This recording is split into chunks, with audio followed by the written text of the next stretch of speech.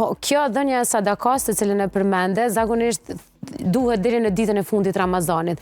Por në rast të arsyeve... Deri para faljes së Bajramit. Deri para faljes së Bajramit. Deri në momentin nëse i fet pas Bajramit, po njëti është bërë para Bajramit, apo nuk pranohet? Nuk pranohet, por nuk konsiderohet si sadakatul fitr, por konsiderohet vetëm si sadak.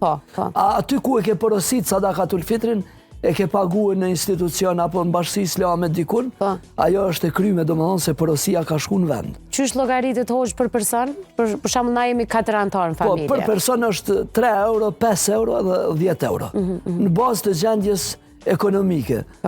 Thojke një hoxh, ashtu qysh e hanë bukën, llogarit edhe sadakatul fitrin, pra te llogarit sa është ai vitri yt, sepse janë 2 shujta me qatë shumë.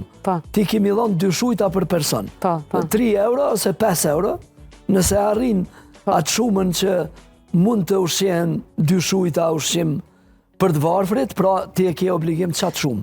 3, mund është edhe 4, edhe 5. Ne i kemi bë ato kuponat e vitrave për mja u lecu qytetarit. Për shembull, ti don mi dhon ka 4 euro.